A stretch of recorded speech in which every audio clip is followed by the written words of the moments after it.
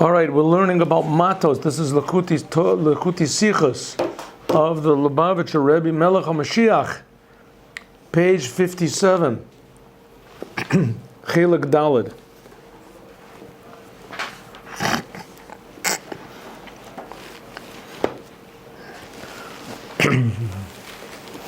Right, this week we learn about the laws of vows, taking vows, very unusual laws. According to Judaism, it's very, very severe if a person takes a vow to swears by God's name and doesn't fill the vow. Very severe crime. And it could be that nobody even knows about it, what he does. He takes an oath, swears by the name of Hashem, he's never going to eat pickles again. And then he does it. He eats a pickle in his house. What would you so bad about that? Pickles are amazing.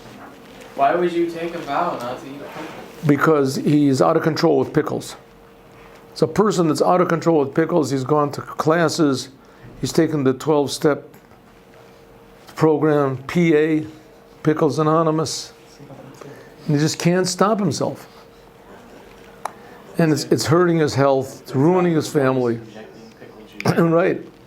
Ruining his family. He thinks about it all the time. Can't get it off his mind. Right. Just fantasize about pickles. Fantasizing pickles. When he goes to work, they catch him. Drawer full of pickles. Right? Smuggles them in. I didn't know there. Right? Instead of weapon smuggling, it's pickle smuggling. Believe me, people are addicted to things that are much more insane than that. Much more. What could be more insane than being addicted? Much more insane. People are addicted to looking at pictures. People are addicted to balloons. People are addicted to looking at pictures. They can't stop looking at pictures. Right? Pictures. God forbid, terrible, multi-trillion, quadrillion dollar business in filling people's needs to look at not nice pictures. Destructive pictures. People are addicted to, and it gives what? It would be better if it was cat pictures.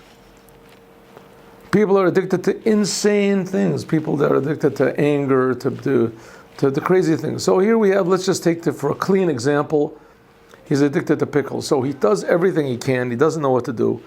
So he says, I swear to Hashem, I'm never going to eat a pickle again. He realizes it's ruining in his life, and it works. It works. Every time he goes to take a pickle, he remembers that moment of certainty that he had. He remembers that the depth of that oath that he took, and that gives him power. Well, yeah, isn't that an example actually of a good oath? Good? No, oaths are good. Yeah, good. No, I'm not saying oaths are wonderful. Oaths. He's really got a problem with pickles. Right. That's why people make oaths. Yeah. People make oaths in order to do good things, or to prevent them from doing bad things, whatever. They make an oath in order for something good. Exactly the opposite. If you make an oath to do something against the Torah, the oath is not an oath. I got my American citizenship a few months ago. I remember it was last year. Right. And I had to take it off. Right. So. By the way, they want to take God out of that oath. You have to swear by God. They want to say, take an oath. I never. They don't say, I do hereby solemnly swear to what? I think it's. They don't have so help me God and everything? Yeah, so help me God. No, they want to take that out. You have to bring a chair. Oh, has God suddenly become offensive to Yeah, people? sure. You're kidding me. The Rebbe foretold this, and the Rebbe said that America is freedom. The power of America and the basis of America and the success of America is because there's freedom of religion.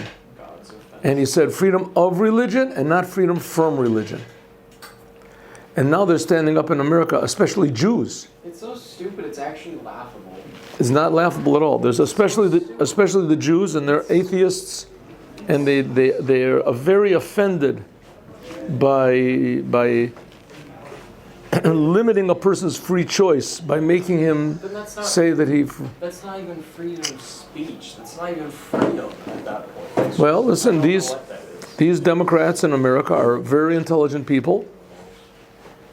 A big percentage of them are Jewish. In fact, there's a Jew that's leading the whole thing, one of the big leaders. Huh? Schumer, Nadler, these other guys. These guys are Jews, and they're against, and they believe that they are doing the best thing possible for humanity by giving a person free choice. If a person wants to say, "So help me God," he can say, "So help me God." Okay, anyway, let's go back to the thing. Taking an oath is a very powerful thing, because a person suddenly he realizes, "Listen, I'm out of control. I can't do it. I have to have God help me." If you've ever taken a course, I took a course in the 12-step program. 12-step program is a systematic means of getting out of addictions. And to date, it's the only one that really works to any reasonable degree. What is the 12 steps? The first step is you have to admit that you're out of control. And you can't. The second step is that you have to admit that I have to remember what they are. Anyway, don't remember exactly in the order, but that there is a power above me that can help me. And then you make an accounting of yourself, of all the bad character traits you have, and then you say, I'm willing to give all these bad character, I'm willing to put all these bad character traits into the hands of God to help me. Just one second. And then you say that now I'm doing it. I'm asking God to help me, and this, and I continue make this, and I make amends with anybody that I hurt, and etc. You have to go through them again. Unfortunately, I never really used it. I sort of thought about dealing with addicts, but I didn't. So, This is a Jewish thing. even though no, it's not. It was developed for alcoholics, 2 alcoholics that were specifically Christians, and they tried to get out of it. They were rich people, and they were this, and they couldn't get out. And one of them wrote a letter to Carl Jung, who was this big psychiatrist, and he said that the only thing I think that can help you is the only time you have to find yourself a greater lust and a desire for something that can knock out your lust and desire for drinking. And the only thing that I've seen in my experience is what it says in Psalms, like a deer lusts for water, ka'ayel tarog alafi keimayim, like a deer lusts, so my soul lusts for you, God. So they got into some sort of a religious occult organization, I think called the Oxford or a club or something like that. And they found out that when they were really praying to God and striving for something higher and connecting to something higher and forgetting about themselves, not trying to control themselves, the world themselves, then it worked. And the whole problem was the control. The whole problem was they were trying to control things. So, trying to control yourself not to drink was exactly the opposite. It was the opposite. So you had to give, anyway, not important. Giving, well, I guess it is sort of, because that's the idea of making an oath. Making an oath means, I need your help, God. I need your help, and I'm taking an oath, I swear by God's name that I'm never going to eat, in this case we have a pickle. And it works, and he really feels empowered to do it, but all of a sudden one day, they make a party for him, and they say, this is the 20th anniversary of you're not eating pickles, and let's make a little l'chaim, take a little pickle juice, and he just smells the pickle, he sees the pickle, and he says, what bad could come out of it, 20 years, and suddenly, all of a sudden, he eats a pickle. Well, not only is he back into his addiction, but he has defiled God's name, and he has gone against a vow. As you can say, so it's a big deal. I mean, what's wrong? The pickles I can understand, but going against God's name. So he just said something. So he said something else. What's different? He says, no. The essence of man is that man speaks. Man can speak, and the words that come out of a person's mouth. It says that death and life are in the hands of the tongue. That what comes out of a person's mouth, that in a way is the essence of the person. They say a person is worth his word. A person is worth his word. It's not, I don't know if it's a Jewish saying, but it's certainly a true saying. And I try to... You're as good as your word.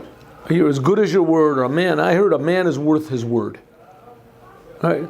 You give your word on something, you say something. If you don't say the truth, you've forfeited your right to be a member of humanity. You can be an animal. You have to have mercy on animals also. But so I personally am very affected by that. I personally took that very seriously. That you're worth your word. Personally. Anyway, what can you do? And to me, it's very, how do you say, despicable. How do they call it? Deplorable. That's the word that's used now. A person that doesn't keep his word, that lies. Lying is a very, very difficult thing to bear. Okay, let's go. They say that the previous Rebbe said, my father taught me never to lie to anyone. And what is it? Never to lie to myself. And never to let anybody lie to me. He said, people think that they're lying to me. And he said, but they're not. I am. Okay, the last part is a little bit difficult to do. I can attest to the fact that the last part I have never really succeeded in.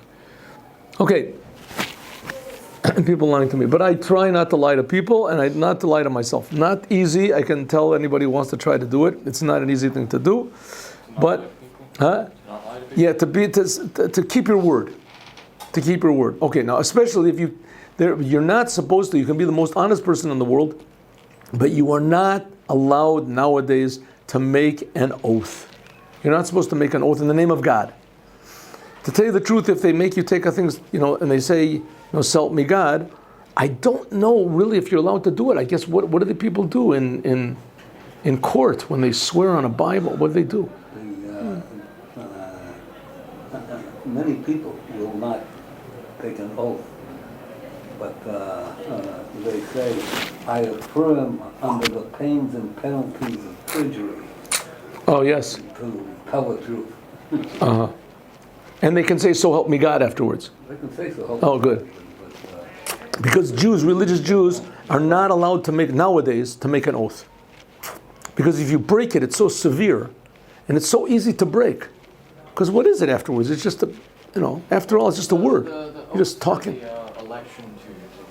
What? Right. When Trump was elected, they had him swear on a Bible. But then they also had him swear on a Jewish, was it a sitter or something? I never heard of He that. had a rabbi there with him. Yeah, right. He did, I can't remember what. Could be. In any case. Another thing, I wonder if they're ever going to remove that at that point, where they're going to have a rabbi up there as well. I don't know. A non-Jew, I don't know if it's forbidden for a non-Jew to swear. Sure it is. Of course it is. What am I talking about? No, I'm saying, one of the 7 Noahide commandments is it's forbidden for a non-Jew to take the name of God in vain. It's forbidden for him to, maybe that's not called blasphemy, man. If you don't keep the oath, it sure is. What? I'm saying if it's going to be a law for them to not have a rabbi up there. Not a Jewish... No, it's up to you. It's not that you can't have. It's up to the person. That's what they want to do. I mean, God will help that they won't have it, but...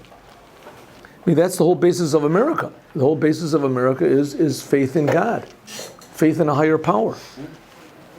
That's why they have coins and That's why it says on all the coins, all the money, every coin, everything, on a penny, I think. It doesn't say on a penny. In God we trust. Inyan and Adorim, this whole idea of oaths and vows. Who kadivri Mishnah? This is like the Mishnah. Nedorim sayeg leprishos. In Pirkei Avos, it says vows are a fence to separating yourself from the world. Separating yourself from bad. Prishus means separating yourself from bad. Now you probably noticed in this world, the bad things, a lot of times, are really good. The bad things in the world, right, are really very enjoyable. God made it very enjoyable. robbing a bank. Which is not here. Right. I mean, maybe none of us sitting in this class have a desire to kill or steal or, kidnap. There's the 10 Commandments. Not killing, stealing, kidnapping, or to... Kidnapping is the 10 Commandments. The 10 Commandments is don't steal, and the 10 Commandments is don't kidnap. don't steal is another place it's written. Lo tignovu, it's another place. But in any case, all of the commandments in the Torah, they deal with things that people like to do. Maybe not everybody likes to do it, but people who like to steal, who are good at stealing, they really like it. They really enjoy it. People who are like to lie, con men, they just love it. I mean, they're really good at it. That if you tell them they can't do it, it's like, cutting out their tongue. And nevertheless, they're not allowed to do it. Taking revenge, right? What can be more sweet than to take revenge on somebody? But you're not allowed to do it according to the Torah. To some circumstances. There's one. Almost no circumstances. It depends. I mean, there's. Gemara, if I learned, I can't remember where it was. In Gemara, if you kill someone, the family member of the person. Good. That's a mitzvah. It's a mitzvah. Goel hadam. But that's Yes. revenge. It's that, but it's a revenge that's commanded. It's commanded. It also says in the Ten Commandments you're not allowed to kill, but there's sometimes you have to kill. If somebody comes to attack you, or if you make a war, even though there's milchemat or reshut, there's a thing which is called an optional war that you can make, just to make Israel bigger, it says. You're allowed to declare war. There are things in the Torah that are total opposites, don't make sense. Things that are forbidden on one hand, but in certain situations, they're permissible. Okay, let's talk about this in a second. A person, that a person forbids on himself things that are permissible. Take our example. I'm never going to eat pickles. Mitzad atzma v'noeg b'prishus, but he decides to separate himself from this thing because it's bad for him, for whatever reason it is. Right? He's out of control when pickles are concerned. Shebechalal hari zu ha'avodah shel kodesh atzmacha b'mutar lach. This means sanctify yourself in things that are permissible to you. Right? Is it forbidden to play sports? Certainly not. It's a good thing, but not all day. Right? You get too much into sports, so you're never going to learn Torah. You're never going to daven. Right? You're always playing. You want to play sports? Play sports. Not too much. So playing sports is permissible. But he does it too much. He's out of. So what does he do? Takes an oath. I swear I will not play soccer any more than 1 hour a day. Right? Are you allowed to do that? Yes, according to the Torah, you can do it. You're allowed to do it, right? But if you go over that 1 hour and 1 minute, right? Especially if you go over on purpose, very bad. Even though it says in the Yerushalmi, Dayach Masha Asul Lechal Torah. In the Talmud Yerushalmi, it says, what are you making vows for? It's enough for you what the Torah said is forbidden. The Torah says that eating pickles and playing soccer is forbidden. It doesn't say it. So what are you taking vows to stop yourself from doing this? Control yourself. What do you have to take God's name for? What do you have to take God's name for? Harizeh hora rak lamisha mitnaeg ba'ofen shel aseh Elokim et adam yasher. This, what the Yerushalmi says, is good enough what the Torah said is forbidden. Don't take oaths and make more things forbidden on yourself. But you're saying pickles are forbidden. I swear I'm not. To play soccer more than an hour is forbidden. It doesn't say that in the Torah. It's forbidden. He says, don't make oaths if not necessary. He says that what the Yerushalmi talking about people who are straight, who their Yetzer Hora never rules over them. In those cases, don't take oaths. But people that lose control and that nothing is going to stop them, and they realize that they're out of control, they can't stop. So those people, Keshehu Adam Kafi, Adam Royaliot, if he's a person like it's supposed to be, a human being is supposed to be, he doesn't have to separate himself from permissible things. Adarabah, Asrlo, it's forbidden for him. If he's a person that's a tzaddik and he's okay, and he can drink a cup of wine on Kiddush, if there's a party for bringing, he can drink 5 cups of wine, right? But he doesn't drink wine all the day. He's not going every day. He's not going to drink. Why not? Because he's a straight, normal person. What should he get drunk all the time? Life is not surprising and interesting enough to you? Yes, it is. On a person like that, it's forbidden for him to take an oath. Allah chova litasek b'davrim, on those things he has to deal. She'em pechutim imenu, he has to work with the world.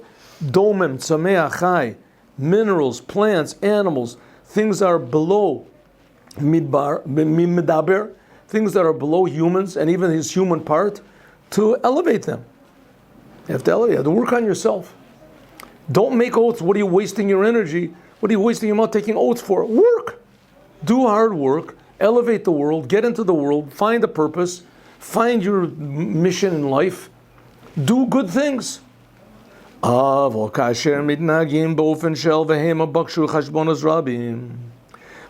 if you all of a sudden get crooked and you lose your purpose in life and you forget about your responsibility, you lose the image of man.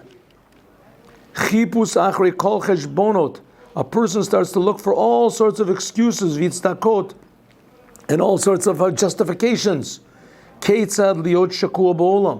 How I can get involved in the world. Just think, if 1 cup of wine for Kiddush is a wonderful good thing, so if I make Kiddush every day, and I make Kiddush every day on 10 cups of wine, and I do it 5 times a day, isn't that a good thing? And it ends up the person is laying on the gutter, outside on the street, and he's making brachas. Who knows what he's doing, right? What he's doing. Where do you get these stories Right? So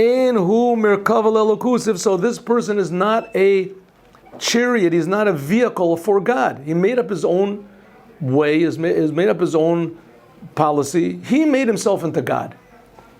And because of that, he's out of control. He is out of control.